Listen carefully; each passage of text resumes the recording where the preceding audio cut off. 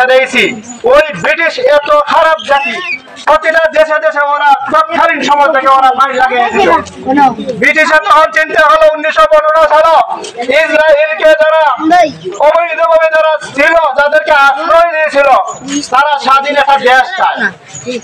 তখন ওই যারা নাকি ব্রিটেন যারা, তারা কি করলো বলো, তোমাদেরকে আমরা আশ্রয় দেবো, তোমাদেরকে স্বাধীন করে দেবো, তোমরা এই মুসলমানদের পক্ষে তোমরা কি করো, যুদ্ধ করো।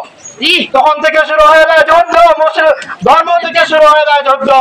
কিন্তু তখন থেকে ফিলিস্তিন মার খেতে খেতে খেতে খেতে আজকে পর্যন্ত বাড়িঘর ছাড়া হয়ে গেছে। সম্মানিত উপস্থিতি, আপনারা জানেন হামাস নামে একটা সংগঠন রয়েছে। যখন 1966 সালে PLO একটা সংগঠন ছিল, ওই সংগঠনের মাধ্যমে তারা শান্তিপূর্ণ চুক্তি করেছিল ইসরায়েল ও ফিলিস্তিন। যখন তারা শান্তিপূর্ণ চুক্তি করার পরে কিছুদিন চলছে, যে নাকি ইসরায়েলের বাদশা ছিল, তাকে ওই ইহুদিবাদিত্ব অগ্রপন্থী তারা কি খুন করে ফেলেছে।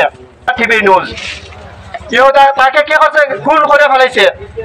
এরপরে শুরু হয়ে যায় অগ্রবাদী ইহুদিরা, অগ্রবাদী ইসরায়েলরা, যারা নাকি তাদেরকে আশ্রয় দিয়েছিল, মামার বাড়ি বেড়াতে আসলে যখন জায়গা দেয়, তখন গাড়ো উঠে তারা কি করে, এইরকম ভাবে তারা নিজে দখল করে নেয়।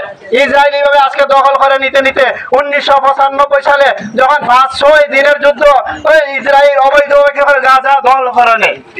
গাজা দখল করার পরে তখন দেখা যায় 4 থেকে 5 বছর পরে হামাস সংগঠন, আমরা জানি, সবাই জানি, মিডিয়া জানি, হামাস একটা সংগঠন আছে।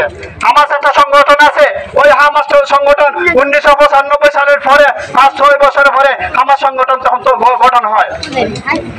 PLO সংগঠনকে সহযোগিতা করার জন্য হামাস সংগঠন কি হয়, তারা সংগঠিত হয়। ওই PLO, ওই সংগঠন ও হামাস সংগঠন দুটা মিল্লা তাদের বিরুদ্ধে কি করে, তারা যুদ্ধ শুরু করে। এই পর্যন্ত হামাস সংগঠনের নেতা কর্মী যারা আছে মারতে মারতে এমন অবস্থা করছে, আমাদের আজকে দেখা গেছে ইউটিউব, নেট, পত্রিকা, যমুনা টিভি খুললে আজকে চোখে দিয়ে পানি চলে আসে।